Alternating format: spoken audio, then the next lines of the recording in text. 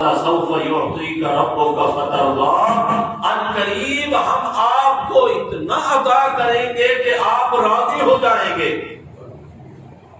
راضی کرنے کے دنیا کے سارے ایام ختم ہو گئے، آج آخرت کا دن ہے، آپ کو راضی کرنا تو آج اخیر ہوگی نا اس کی۔ تو پھر پیارے نبی اللہ سے درخواست کریں گے کہ یا اللہ حساب کتاب شروع فرمائیں۔ یہ جو شفاعت ہے پیارے نبی کی، اس کو کہتے ہیں شفاعت کبریٰ۔ اس شفاعت سے ہر انسان اور ہر مذہب سے تعلق رکھنے والا، چاہے یہودی ہوگا، عیسائی ہوگا، ہندو ہوگا، سکھ ہوں گے، مجوسی ہوں گے، پوری دنیا میں آج دنیا میں جو بدبخت میرے نبی صلی اللہ علیہ وسلم کے خاکے بنا کر توہین اور گستاخی کر رہے ہیں، یہ بدبخت بھی اس دن میرے نبی کی شفاعت سے فائدہ حاصل کریں گے۔ ہر شخص جب حساب کتاب شروع ہوگا، پیارے نبی کی اللہ کے دربار میں مانی جائے گی، ہر ایک کی زبان پر اس وقت محمد محمد کی تعریفیں ہوں گی۔ یہودی بھی اس دن تعریف کر رہا ہوگا، عیسائی بھی، کیونکہ دنیا میں تو آج اول تو وہ سمجھتے نہیں، اگر سمجھ بھی چکے ہیں تو ہر دھرمی کی وجہ سے محمد رسول اللہ صلی اللہ علیہ وسلم کو ماننے کے لیے تیار نہیں۔ یہاں نہیں مانیں گے، میدان محشر میں مانیں گے کہ اللہ نے اپنے بعد اگر کسی کا منصب اور مرتبہ اور رتبہ رکھا ہے تو وہ محمد رسول اللہ ہے صلی اللہ علیہ وسلم۔ تو امام صاحب قاموس کہتے ہیں محمد الذی یحمد مرۃ بعد مرہ، محمد اس شخصیت اور ہستی کو کہتے ہیں جن کی تعریف کا سلسلہ کبھی ختم نہ ہو، میدان محشر میں بھی دنیا میرے نبی کی تعریفیں کر رہی ہو۔ اور یہ جو لفظ محمد ہے صلی اللہ علیہ وسلم، عربی گرامر میں اصول اور ضوابط ہیں، صرف اور نحو کے قواعد ہیں، جس باب کا صیغہ ہے محمد، اس کو کہتے ہیں باب تفعیل۔ جس باب کی یہ خصوصیت ہے، صرف یصرف تصریفا، کوئی کام کسی سے جبرن کرایا جائے، مثلا کوئی شخص کھڑا ہے، دوسرا آ کر اس کو زبردستی پکڑ کے گھما دے دوسری طرف، محمد باب تفعیل کا صیغہ ہے، تو معنی یہ ہوگا کہ محمد اس ہستی کو کہتے ہیں جن کی تعریف بے اختیار کی جائے، اپنے اختیار میں بھی نہ ہو، اپنے بھی تعریف کریں اور برائے بھی تعریف کریں، دوست بھی تعریف کریں، دشمن بھی تعریف کریں، ابو بکر بھی تعریف کرے اور ابو جہل بھی تعریف کرنے پر مجبور ہو جائے۔ حضرت طفیل رضی اللہ تعالیٰ عنہ صحابی ہیں، بڑے شاعر تھے، نامور، مکہ کے رہائشی نہیں تھے، دور کے علاقے کے، دوستی تھی، یارانہ تھا ابو جہل کے ساتھ، مکہ میں آئے۔ ان دنوں میرے نبی کے چرچے تھے مکہ میں۔ رات ہوئی، ابو جہل روئی لے کر آئے، طفیل سے کہنے لگے یہاں پر نعوذ باللہ ایک ایسا شخص ہے، بڑی پیاری آواز ہے اس کی، بڑے میٹھے بول ہیں اس کے، اور جو وہ کلام پڑھتا ہے نا، جو بھی ایک بار سن لے پھر وہ اپنا نہیں رہتا، اسی کا ہو کے رہ جاتا ہے۔ یہ روئی کانوں میں دے کر سو جانا، ورنہ تیرے کانوں میں بھی آواز پڑ گئی نا، نعوذ باللہ تو بھی بے دین ہو جائے گا، بد مذہب ہو جائے گا، اپنے باپ دادا کا دین چھوڑ بیٹھے گا۔ تو فیض پڑھا لکھا تھا، شاعر تھا، دنیا دیکھی تھی اس نے، ابو جہل سے تو روئی لے کے کانوں میں لے گئی، لیکن جب کروٹ بدلی تو روئی نکلی کان سے، اور کان میں آواز پڑی کہ کعبہ ہے اور صحن مطاف میں وہ شخصیت جس کو رب کہتا ہے یا ایھا المزمل اے چادر لپیٹ کے چادر اوڑھ کے سونے والے میرے پیغمبر، قوم کھڑے ہو جائیں، اللیل الا قلیلا، ساری رات تو میں آپ سے نہیں مانگتا میرے محبوب، رات کا تھوڑا حصہ تو مجھے بھی دے دیں۔ دن کے اجالے میں لوگوں کو میرا کلام سنایا ہے، میرا قرآن سنایا ہے، میں اللہ یہ چاہتا ہوں اب ساری کائنات کے لوگ سو رہے ہیں، تیرا رب جاگتا ہے تو محبوب عرب کیوں سو رہا ہے؟ قم اللیل الا قلیلا، رات میں آپ کھڑے ہو جائیں، الا قلیلا، مگر تھوڑا سا، کتنا؟ نصفہ او انقص منہ قلیلا، آدھی رات مجھے دے دیں۔ اچھا میرے پیغمبر، دن بھر کی آپ کی تکالیف اور تکان کا بھی مجھے پتا ہے، اب انقص، آدھی نہ صحیح، رات کا چوتھائی حصہ ہی مجھے دے دیں۔ کرنا کیا ہوگا؟ فرمایا رات کی تاریکی میں میرے دربار میں کھڑے ہو کر رتل القرآن ترتیلا، کیا سریلا انداز ہوگا اور کتنا میٹھا لہجہ ہوگا میرے نبی صلی اللہ علیہ وسلم کا۔ رب خود مشتاق ہے قرآن سننے کے، اللہ کہتے ہیں رات کی تاریکی میں قرآن مجھے سنائیے، اور اسی طرح ٹھہر ٹھہر کے پڑھ میرا پیغمبر، جس طرح آپ دنیا کو سناتے ہیں۔ حضور اٹھے، کعبہ میں آئے، تہجد کی رکعتیں ہیں، اور حضور کی تہجد میری آپ کی نمازوں کی طرح تو نہیں ہوتی تھی، ہم رکعتیں گن رہے ہوتے ہیں کہ میں نے 2 پڑھی ہیں، 4 پڑھی ہیں، 6 پڑھی ہیں، حضور تو لمبا قیام فرماتے، پڑھ رہے ہیں قرآن تو بس پڑھتے ہی چلے جا رہے ہیں، وہ لذتیں لے لے کر قرآن پڑھتے تھے۔ اللہ کرے کہ قرآن کی حقیقت کا ہمیں بھی پتہ چلے نا، تو قرآن پڑھتے ہوئے لذت محسوس ہوتی ہے۔ صاحب ایمان بندے اور جن کو اللہ نے اس چیز کا شعور دیا ہے،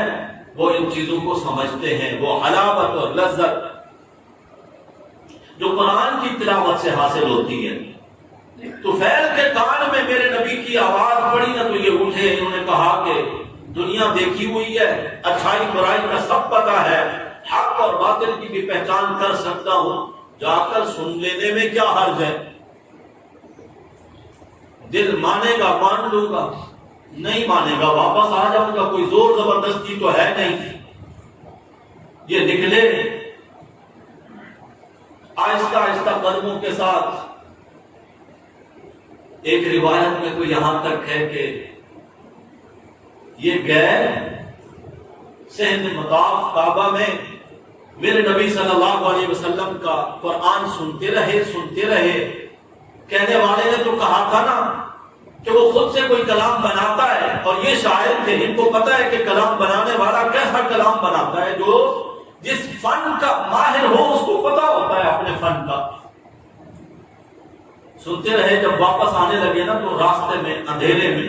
ابو جہل سے ملاقات ہو گئی۔ تو کہاں بھائی؟ اس نے کہا تو کہاں گیا تھا؟ ابو جہل کہتا ہے یار میں خود بھی رات کی تاریکی میں نا محمد کا کلام سننے کے لیے رہتا ہوں۔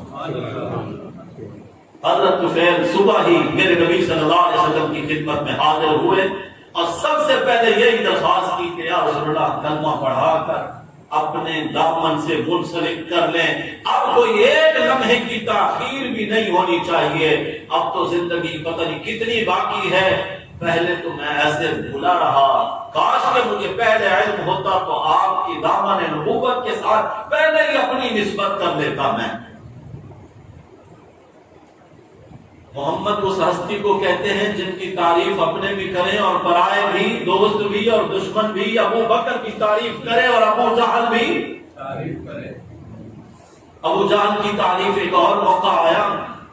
دوپہر کا وقت تھا، گرمیوں کا موسم، ان کی مجلسیں تو وہیں لگتی تھی کعبہ میں، ادھر ادھر سے گھوم پھر کے کام کاج سے فارغ ہو کے وہیں آگے گپ شپ کی، یار دوست جمع ہو گئے، سرداران قریش وہاں بیٹھے، یہ اکیلا بیٹھا تھا کعبہ کے سائے میں۔ اس کے بھتیجے آ گئے اس کے پاس، کہنے لگے چچا بڑی لڑائی لڑی ہے ہم نے محمد صلی اللہ علیہ وسلم سے، اور بڑی تکلیف دی ہے ان کو، اور ان کے یاروں کو بڑا ستایا ہے، اب تو ہم اکیلے بیٹھے ہیں اللہ کے گھر میں، ہمیں بھی بتا، 70 سال کا ہو چکا ہے تو، پرانا پاپی، دنیا کو نہیں سمجھتا تو، اچھائی اور برائی کی تمیز نہیں ہے تجھے، پنچایت کا بندہ ہے، جرگے میں بیٹھنے والا ہے، سچ سچ بتا محمد صلی اللہ علیہ وسلم کی ذات کے بارے میں کہ تو نے ان کو کیسا پایا، وہ کیا شخصیت ہے، کیسی ہستی ہے۔ ابو جہل نے پہلے تو دائیں بائیں ادھر ادھر دیکھا کہ کہیں کوئی دیکھ نہ رہا ہو، کوئی سن نہ رہا ہو، پھر کہتا ہے بڑی عجیب جگہ پہ بیٹھ کے تم لوگوں نے سوال کیا ہے، جھوٹ تو میں بول نہیں سکتا، اللہ کے گھر میں بیٹھا ہوں، کعبہ کے سائے میں بیٹھا ہوں، ما رأیت بعینی ہاتین مثل محمد، ما رأیت، میں نے 70 سالہ زندگی میں جتنے بھی برس شعور کے گزارے ہیں، بڑے بڑے لوگوں سے واسطہ پڑا ہے، اور یہاں مکہ تو ایسی سرزمین ہے جہاں ساری دنیا کے لوگ آتے ہیں، میری آنکھوں نے محمد صلی اللہ علیہ وسلم جیسا حسین بھی کوئی نہیں دیکھا اور سچا بھی کوئی نہیں دیکھا۔ محمد اس ہستی کو کہتے ہیں جن کی تعریف کا سلسلہ کبھی ختم نہ ہو، اور جن کی تعریف بے اختیار کی جائے۔ میرے نبی کی تعریف کرنے والا کو کہتا ہے انک شمس والملوک کواکب، انک شمس، آپ ایسے سورج ہیں میرے پیغمبر، والملوک کواکب، آپ کے ہوتے ہوئے ساری کائنات کے جتنے بھی بادشاہ ہیں، کیسا ہو، کسرا ہو، روم کے فرمانروا اور فارس کے فرمانروا، عرب کے سردار، اگر ان سب کو جمع کیا جائے اور ان میں آپ کی ذات کو بٹھا دیا جائے، سورج آپ محسوس ہوں گے، باقی سارے ستارے نظر آئیں گے۔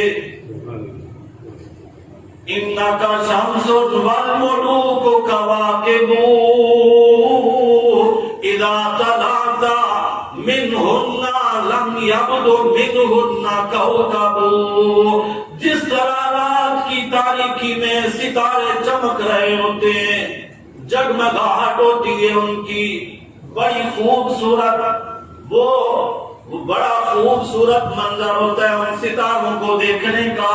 لیکن جب صبح ہوتی ہے، سورج آ جاتا ہے، ستارے غروب ہو جاتے ہیں، اذا طلعت منہن لم یبد منہن کوکب،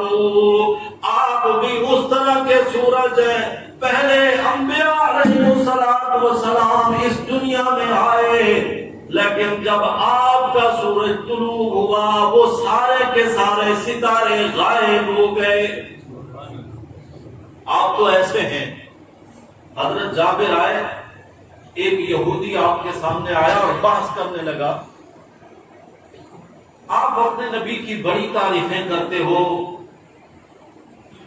ان کو اللہ نے بڑی خوبیاں دی ہیں، بڑے اوصاف دیے ہیں، اور آپ خاتم النبیین ہیں، اور اللہ نے آپ کو رحمت للعالمین بنایا، یہ ساری باتیں جو آپ لوگ کرتے ہو، ہمیں بھی کچھ بتاؤ، کیا ان میں کوئی بھی عیب نہیں ہے؟ بالکل بے عیب اور مبرہ ہیں وہ۔ ایک طرف تم کہتے ہو کہ وہ ہیں بھی بشر، اور افضل البشر اور حقیقی بشر، کیونکہ نبی سارے کے سارے بشر تھے، اللہ قرآن میں کہتے ہیں، اور تھے بھی سارے کے سارے مرد، ما ارسلنا من قبلک الا رجالا، سارے بشر تھے اور سارے مرد تھے، مردوں کو اللہ نے نبوت عطا فرمائی، اور آپ اس نبوت کے سلسلے کی آخری کڑی ہیں اور آخری موتی ہیں۔ اور اس سے میرے نبی کی اصل حقیقت کا پتہ چلتا ہے کہ ذات کے لحاظ سے نبی کریم صلی اللہ علیہ وسلم بشر ہیں، ہم جیسے نہیں۔ میں اگر تھوک پھینکوں لوگ اس سے نفرت کریں، کوئی عالم، کوئی مفتی، کوئی امام، کوئی فقیہ، کوئی محدث، کوئی مفسر، اس کے لعاب سے لوگ نفرت کریں، اور محمد رسول اللہ صلی اللہ علیہ وسلم اپنا لعاب ڈالنے لگے تو صحابہ ہاتھوں پر لے کر اپنے چہروں پر اور سینوں پر بن لیں۔ حقیقی بشر تو ہے ہی کوئی۔ میرے آپ کے پسینے سے بو آتی ہے، لوگ نفرت کرتے ہیں، دور بیٹھتے ہیں، اچھا نہیں لگتا ان کو۔ میرے نبی کا پسینہ تو صحابہ شیشیوں میں محفوظ کر کے بطور خوشبو استعمال کیا کرتے تھے، اور صحابہ فرماتے جس راستے سے حضور گزر جاتے، اگر حضور کو تلاش کرنا ہوتا تو ہمیں کسی سے پوچھنا نہیں پڑتا تھا کہ اللہ کے نبی کہاں گئے، بس اسی خوشبو کے پیچھے چلتے چلتے ہم بھی حضور تک پہنچ جایا کرتے ہوئے۔ سبحان اللہ۔ حقیقی بشر تو ہے ہی کوئی کہ جن کے پانی وضو کا استعمال شدہ پانی صحابہ اس کا ایک قطرہ بھی زمین پر نہیں گرنے دیتے تھے، اپنے لیے سعادت سمجھتے، ہر ایک آگے بڑھ کر حضور کی کلی کا، حضور کے ناک مبارک کا پانی اور حضور کا چہرہ دھلنے کا، پاؤں دھلنے کا پانی صحابہ فوراً لیتے ہاتھوں پہ اور چہروں پر اور سینوں پر بھر لیتے۔ ان کو پتا تھا کہ یہ کوئی عام پانی نہیں ہے۔ وقت پورا ہو گیا، نبی پاک صلی اللہ علیہ وسلم کی عظمت کا بیان ہے، انشاءاللہ آگے جاری رہے گا۔ اللہ ہم سب کو اپنے نبی کی صحیح عظمت کی پہچان نصیب فرمائے۔ آج جو امت اغیار اقوام کی طرف دیکھ رہی ہے نا، غیروں کو دیکھ کر ان کے منہ میں پانی آ جاتا ہے، ان کا تمدن، ان کی تہذیب اپنا کر یہ فخر محسوس کرتا ہے۔ بالوں کا اسٹائل یہودیوں جیسا، داڑھی کا ڈیزائن فرینچ کٹ، مسلمان ہیں اس وجہ سے کیونکہ یہ اپنے نبی کو نہیں پہچانتا۔ اگر یہ پہچانتا ہوتا اپنے نبی کو ایسا نہ کرتا، شادی اپنے بیٹوں کی بیٹیوں کی اسی طرح کرتا جس طرح آمنہ کے لال صلی اللہ علیہ وسلم نے اپنی بچیوں کی شادیاں کی ہیں۔ اس کو، ایسے مسلمان کو جس نے اپنے نبی کو پہچانا نہیں، وہ مہندی بھی کر رہا ہے، مایوں بھی کر رہا ہے، کس کی ثقافت ہے؟ جی نہیں جانتا مسلمان کہ یہ ہندو کی تہذیب ہے، ہندو کی ثقافت ہے۔ ہزاروں روپے خرچ کر کے گناہ خرید رہا ہے، نبی کی سنت سے منہ موڑ کر بارات اور شادیانے اور گانے اور سب کچھ کر رہا ہے۔ کاش کے مسلمان کو سمجھ آتی ہے، اللہ کے گھر میں نکاح کرتا اور بیوی کو لے کر گھر آ جاتا اور اگلے دن حسب توفیق ولیمہ کرتا اور اس میں کوئی بڑا لمبا چوڑا اہتمام نہ کرتا۔ اگر ایسا ہوتا تو کتنا آسان ہوتا معاملہ۔ آج جو لاکھوں روپے قرض لے کر پریشان حال ہیں، بچیوں کی شادیاں نہیں ہو رہی، کیوں؟ اس لیے کہ پیسہ نہیں، اور بغیر پیسے کے لیے شادی نہیں کر سکتا۔ شریعت محمدیہ صلی اللہ علیہ وسلم اگر اس پر عمل پیرا ہوتا تو کوئی مشکل نہیں تھی۔ جب سے مسلم امہ نے اپنے نبی کا طریقہ چھوڑا ہے، یہ مشکلات کا شکار ہو گئی ہے۔ اللہ مسلمان کو اپنے نبی کی صحیح سمجھ نصیب فرمائے۔ ہر حسن، ہر خوبی میرے نبی کی ذات سے اور میرے نبی کے طریقے کے ساتھ منسلک ہے۔ نبی والا طریقہ اپنا کر تو دیکھو، لذت تمہیں اسی دنیا میں محسوس ہوگی۔ اللہ ہم سب کو اس کا صحیح ادراک نصیب فرما دے۔ آخر دعوانا الحمدللہ رب العالمین۔